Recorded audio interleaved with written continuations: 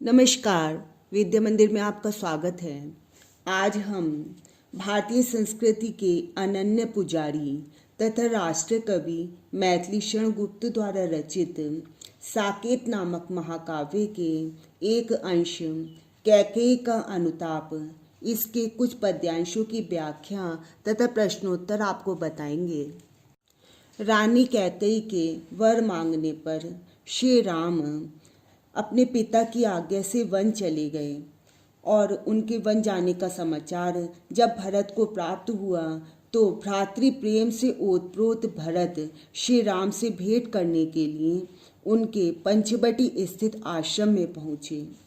वहाँ पर रात में सभा बैठी और उस सभा में श्री राम ने भरत से उनकी इच्छा पूछी। जब उनकी इच्छा श्री राम ने भरत से पूछा तब भरत अत्यधिक व्याकुल हो उठे। उनकी इसी व्याकुलता का वर्णन यहाँ पर कवि ने श्री राम और भरत के मनोभावों को वाणी प्रदान करते हुए किया है। हे भरत भद्र अब कहो अभीप्सित अपना, सब सजग हो गए भंग हुआ ज्यों सपना। यहाँ पर श्री राम भरत से कहते हैं, हे भरत भद्र, हे शिष्ट स्वभाव वाले भरत, अब कहो अभीप्सित अपना, अब आप अपना अभीप्सित अपनी मनोकामना बताइए। सब सजग हो गए भंग हुआ जो सपना।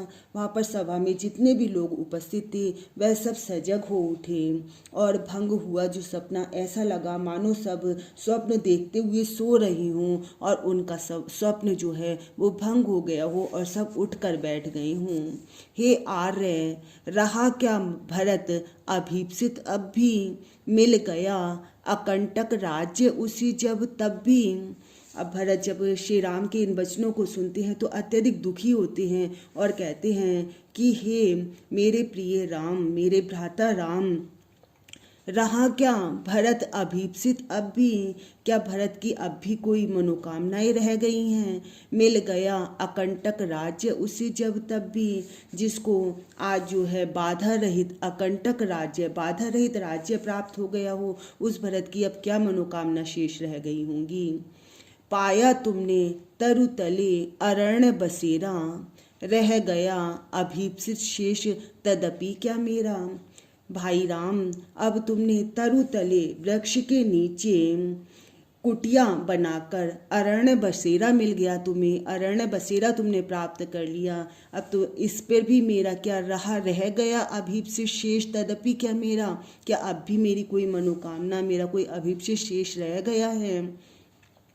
तन तड़प तड़प कर तप्त तात ने त्यागा, क्या रहा अभीप्सित और तथापि अभागा।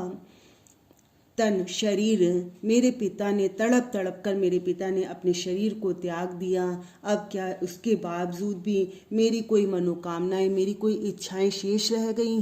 हाँ इसी अयश के हेतु जनन था मेरा, निज जननी ही के हाथ हनन था मेरा। अत्यधिक दुखी होते हुए भरत कहते हैं कि हे भाई, मुझे बहुत ही ज़्यादा दुख है कि मेरा जन्म इस अपयश के लिए ही हुआ था। निज जननी के हाथ, अपनी माता के हाथ में ही मेरा मानसिक और चारित्रिक हत्या स्वयं मेरी माता के द्वारा ही हो गई। अब कौन अभीप्सित और आर्य वह किसका, संसार नष्ट है भ्रष्ट हुआ घर जिसका। जिसका घर और संसार सब कुछ ही नष्ट हो गया, अब मेरे लिए अब कुछ भी शेष नहीं है, अब मेरी कोई सी भी इच्छा शेष नहीं है। मुझसे मैंने ही आज स्वयं मुँह फेरा, हे आर्य बता दो तुम्ही अभीप्सित मेरा।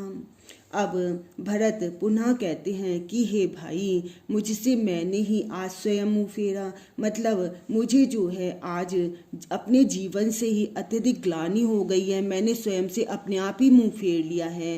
हे आर्य बता दो तुम्ही अभीप्सित मेरा, तुम्ही अपने आप ही स्वयं ही मेरी मनोकामना बता दो। प्रभु ने भाई को पकड़ हृदय पर खींचा, रोदन जल से सविनोद उन्हें फिर सींचा। प्रभु राम ने जब भरत जी की यह सारी बातें सुनी तो वो अत्यधिक भावुक हो गए। गदगद होकर प्रभु ने अपने भाई भरत को हृदय से खींच कर लगा लिया और रोदन जल से और उनके आंखों से आंसू बहने लगे। उन्होंने अपने उन आंसुओं के जल से विनोद सहित उन्हें फिर सींचा। भरत जी को बड़े प्रेम से अपने हृदय से लगाकर आंसुओं से उन्हें सींचा। आगे कहते हैं राम जी, उसके आशय की थाह मिलेगी किसको, जनकर जननी ही जान न पाई जिसको। कहते हैं श्री राम भरत से कि उसके आशय की था, उसकी जो उच्च भाव हैं, उनकी गहराई का अनुमान कौन लगा सकता है, जिसको जनकर जननी भी, जिसको जन्म देकर माता ही नहीं पहचान पाई, तो उसके दिल की गहराई को कौन समझ सकता है। परीक्षा में इस प्रकार से आपको पद्यांश दिया हुआ होगा और आपसे इस पद्यांश के आधार पर प्रश्न दिए हुए होंगे जिनके उत्तर आपको बताने होंगे। अब मैं आपको इसी प्रकार से इस पर आधारित प्रश्न और उनके उत्तर बताती हूँ। पहला प्रश्न देखिए, उपर्युक्त पद्यांश का संदर्भ लिखिए। संदर्भ में प्रस्तुत पद्यांश भारतीय संस्कृति के अनन्य पुजारी और राष्ट्र कवि मैथिलीशरण गुप्त द्वारा रचित महाकाव्य साकेत के 8वें सर्ग से हमारी हिंदी की पाठ्य पुस्तक के काव्य खंड में संकलित कैकई का अनुताप शीर्षक से उद्धृत है। अगला प्रश्न देखिए, रामचंद्र जी ने भरत से पूछा, हे भरत भद्र, अब कहो अभीप्सित अपना। तो भरत ने क्या कहा? राम ने पूछा था भरत से कि भरत तुम ही अब अपनी मनोकामना हमें बताओ। तो उसको सुनकर भरत ने क्या कहा? तो भरत ने कहा उनसे कि हे श्रेष्ठ राम, मेरी कोई भी मनोकामना शेष नहीं रही है। मुझे तो स्वयं ही आपने बाधा रहित राज्य मुझे प्राप्त हो गया है और आपको वृक्ष के नीचे कुटिया बनाकर अरण्य बसेरा मिल गया है। अब आप ही बताइए कि मेरी अब कौन सी मनोकामना शेष रह गई है। उसके आशय की थाह मिलेगी किसको, जनकर जननी ही जान ना पाई जिसको। इस काव्यांश की व्याख्या कीजिए। जब भरत से श्री राम ने पूछा था कि भरत तुम अपनी मनोकामना बताओ, तब भरत ने श्री राम से जो जो बातें कही थी उससे सुनकर श्री राम अत्यधिक भावुक हो गए और उन्होंने उन्हें खींचकर अपने हृदय से लगा लिया। तब श्री राम उनसे कहते हैं कि उसके आशय की थाह मिलेगी किसको, जनकर जननी ही जान न पाई जिसको। तब श्री राम कहते हैं कि जिसके उच्च भावों की गहराई का अनुमान स्वयं जननी, उसको जन्म देने वाली माता तक न लगा पाई, तो उसके हृदय की थाह किसी दूसरे को कैसे मिल सकती है। अर्थात कोई भी भरत जैसे महान व्यक्ति की मनः स्थिति का अनुमान नहीं लगा सकता। इस पद्यांश में कौन सा अलंकार है? इस पद्यांश में उपमा तथा अनुप्रास अलंकार है। प्रस्तुत पद्यांश में किस भाषा का प्रयोग हुआ है? यहाँ पर साहित्यिक खड़ी बोली का प्रयोग हुआ है।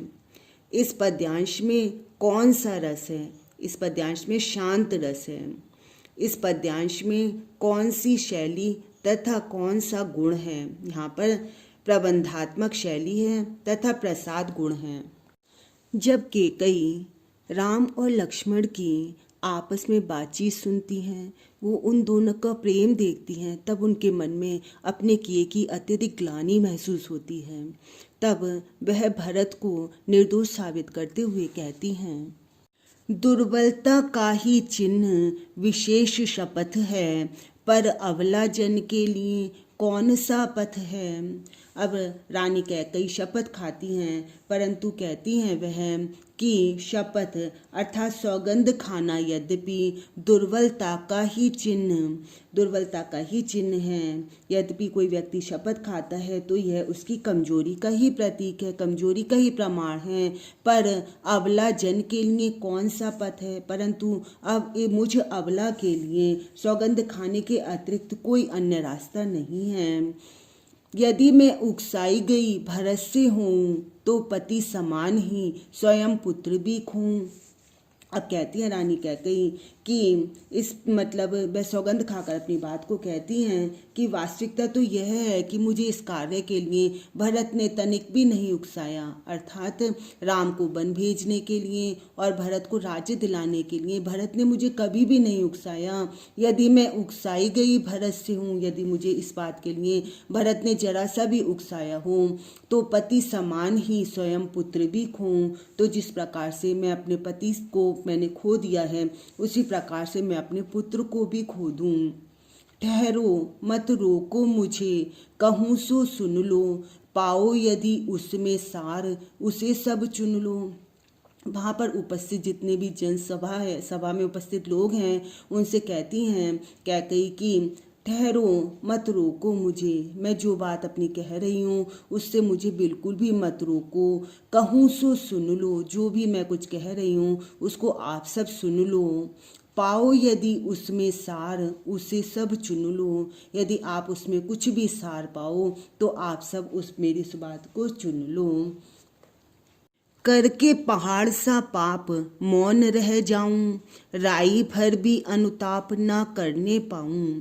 रानी कहती हैं मैंने इतनी बड़ी गलती की है तो अब मेरे लिए यह संभव नहीं है कि पहाड़ सा पाप करके भी मैं मौन रह जाऊं, मैं चुप रह जाऊं।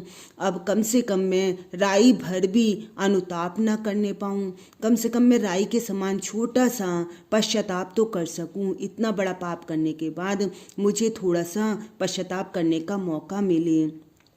थी स नक्षत्र शशि निशा ओस टपकाती, रोती थी नीरव सभा हृदय थपकाती। स नक्षत्र तारों से जड़ी हुई, शशि निशा चांदनी रात, ओस टपकाती ओस कणों को के रूप में आंसुओं की वर्षा कर रही थी और रोती थी नीरव सभा। नीरव सभा अर्थात जो मौन सभा थी वह हृदय थपकाती, हृदय को थपकाते हुए रोती थी, रुदन कर रही थी।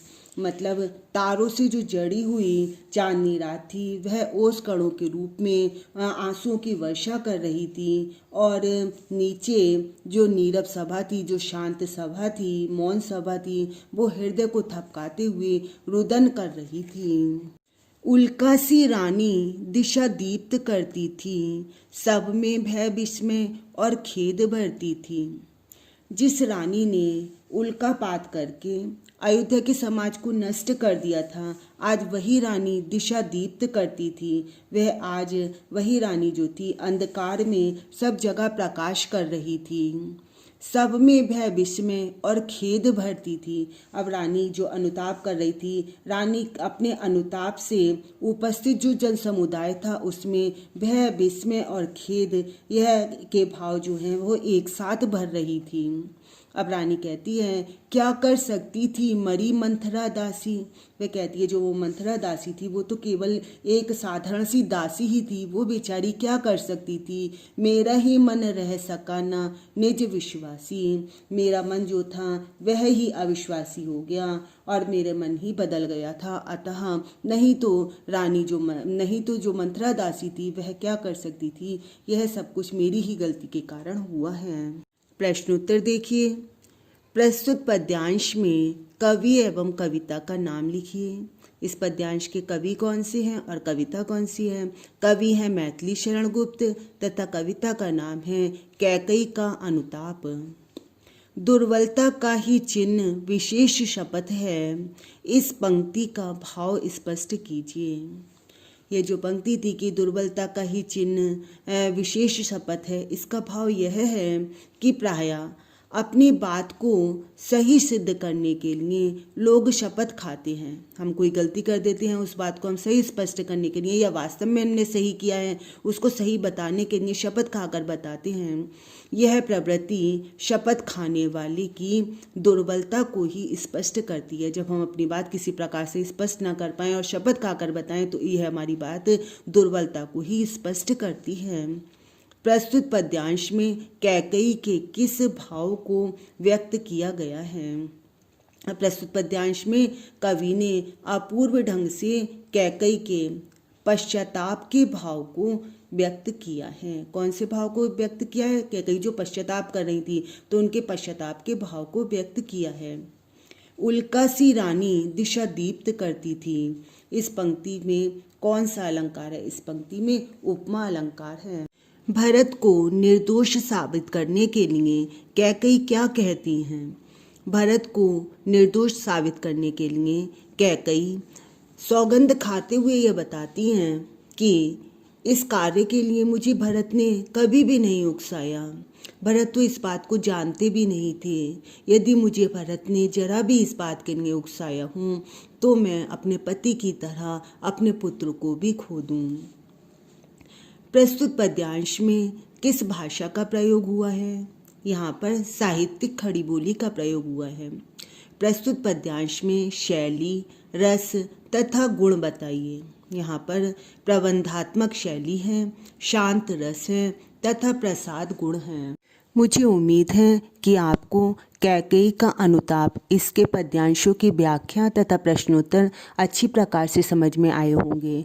आप इसके आगे के पद्यांशों को देखने के लिए मेरी अगली वीडियो अवश्य देखिए और मेरी वीडियो को लाइक और शेयर करते रहिए तथा यदि आपने इसको सब्सक्राइब नहीं किया है तो इसे सब्सक्राइब भी कीजिए। धन्यवाद।